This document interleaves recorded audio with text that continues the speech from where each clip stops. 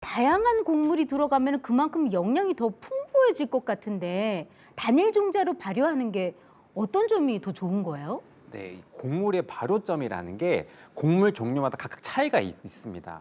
따라서 여러 곡물을 함께 발효하게 되면 어떤 곡물은 발효가 덜 될 수가 있는데 발효가 덜 되었다는 건 영양소를 그대로 담지 못했다는 의미입니다. 따라서 이 다양한 곡물을 함께 발효해서 효소를 만들 때는 발효점을 일괄적으로 맞추기 위해서 인위적인 첨가물을 넣기도 하는데 이게 안정성이 떨어지게 돼요. 반면에 이 카모트 효소는 단일 종자 발효를 해서 곡물의 영양을 온전히 담은 천연 효소라고 할 수 있겠죠. 야, 이건 또 새로운 사실이네요. 이뿐만이 아니라 이 카모트 효소는요, 전통 메주에서 분리한 이 황국균과 또 청국장을 만드는 바실러스 균주, 그리고 김치 유산균까지 이 한국인에게 친숙한 3종 발효균주 유산균도 다 함유하고 있기 때문에 네, 그래서 한국인에게 특히 적합한 효소라고도 할 수 있습니다. 아니, 한국인들한테는 너무나 정말 필요한 균주들이잖아요. 그렇죠. 아, 우리 몸에 딱 맞겠네요. 어허. 그러면 선생님, 이 카모트 효소가 우리 몸에서 어떻게 소화를 돕게 되는 거예요? 네, 우리나라 사람들은 특히 탄수화물 섭취가 많은데요. 문제는 나이가 들수록 아밀라제의 분비 역시 감소한다는 겁니다. 원래 영양소 중 가장 소화 시간이 빠른 것이 바로 탄수화물인데 이 소화 효소가 부족해서 탄수화물이 분해, 배출되지 않게 되면 이 쓰레기장처럼 장 속에 음식물이 오래 머물게 되고 이것들이 부패하는 과정에서 독소가 발생해서 이 증가한 염증 물질들이 내장 지방으로 쌓이게 되고 당뇨나 고혈압, 고지혈증, 그리고 암 등 각종 질환을 유발할 수 있는 겁니다. 와, 아니 선생님 하신 말씀 중에 소화가 안 되면 장이 쓰레기장처럼 된다. 이거 확 와닿아요. 너무 무섭다.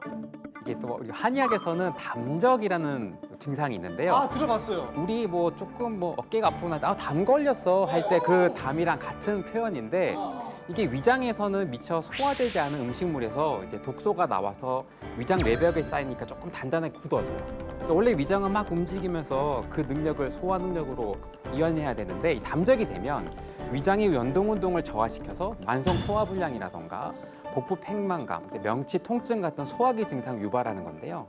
이게 이제 아밀라제 효소가 부족할 때 나타나는 문제점과 굉장히 유사하다고 할 수 있겠습니다. 그러네요. 이 양방과 한방에서 모두 같은 얘기를 하는 만큼 이 소화력을 개선해서 장내 환경을 깨끗하게 하고 또 장 독소 배출을 잘하는 것이 정말 우리 건강에 제일 중요하다고 생각되네요. 네. 네, 맞습니다. 그 장 독소 배출에 도움을 줄 수 있는 것이 바로 카모트 효소에 풍부하게 들어있는 알파아밀라제인데요. 이 알파아밀라제가 탄수화물을 잘게 분해해서 장 독소의 축적을 막고 네. 또 체중 관리에도 도움을 줄 수 있는 겁니다. 체중 관리. 이 카모트 효소의 분해 능력을 직접 확인해 볼 수 있는 실험을 하나 준비했는데요. 네. 네, 지금 두 개의 페트병에 대표적인 탄수화물 식품인 식빵을 제가 넣어놨습니다. 네네. 그리고 한쪽에는 그냥 물을 넣고요. 다른 한쪽에는 카모트 효소를 넣어보겠습니다.